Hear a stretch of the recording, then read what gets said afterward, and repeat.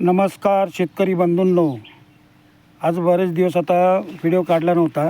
कामाची जरा दगदग होती. उन्हाळ्यात पाणी कमी आहे, कारण शेतकऱ्याला प्रत्येक गोष्टीला तोंडच द्यावं लागतं. कारण शेती करणं सोपं नाही, हे सगळ्यांनाच माहिती आहे. की प्रश्न नाही असा दिवसच नाही. खूप संघर्ष करावा लागतो शेती करायला. पण एक मनाला एक आत्मतृप्ती वाटते की शेती म्हणजे एक अध्यात्म आहे, निसर्ग. आता विचार करा तुम्ही, आता भरपूर नंतर पहिला निसर्ग आला आणि धर्म नंतर आले. कारण बरेच लोक धर्माच्या नावाखाली दुकानं चालवतात. आपल्याला माहिती आहे आता की कितीतरी बंधुबाबा झाले, काय झाले, लोक तरी त्याला बळी पडतात. पण शेती आहे, कारण ह्याच्यात सगळ्यांचा वाटा आहे. त्यात किडे, मुंगी, पक्षी, जनावरं सगळ्यांचा त्याच्यात वाटा आहे. मग शेतकरी काय करतो, कारण जे बगळे बिगळे असतात आपले, ते कीटक खातात. गांडूळ असतात, त्या गांडुळामुळं माती जिवंत राहते. कारण आपण सारखं पाणी सोडून सोडून माती म्हणजे जिवंत राहत नाही, मरती माती. पण त्याला गांडूळ परत नवीन हे करते.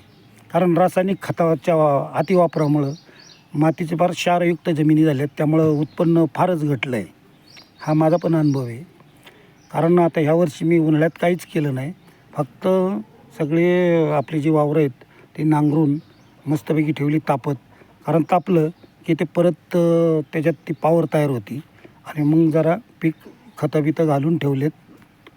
तर माझं हे मत आहे की बरेच लोक आपला टाईम म्हणजे धर्माच्या नावाखाली कुठं गेंडमाळ कर, कुठं काय कर, खर्च कर, काही उपयोग नाही त्याचा. म्हणजे आता तो त्यांचा धंदा आहे, त्यात आपल्याला काही बोलायचं नाही. पण लोकांनी काय करायला पाहिजे, कष्ट केल्याशिवाय कधीच काही मिळत नाही. आयतं अगदी निसर्गाने सुद्धा तुम्हाला, आता समजा माझ्याकडं हे चिकूच झाड आहे, हे समोर जांभूळ आहे, ते आंबा आहे.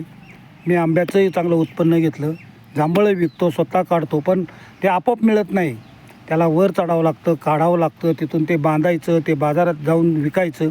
त्यावेळेस तुम्हाला ते 4 रुपये मिळतात.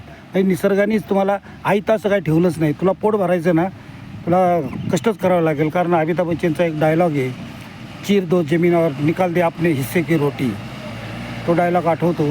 आणि कारण शेतकरीच नाही, प्रत्येकाला काम हे करावंच लागतं. काम केल्याशिवाय तुम्हाला काही मिळतच नाही.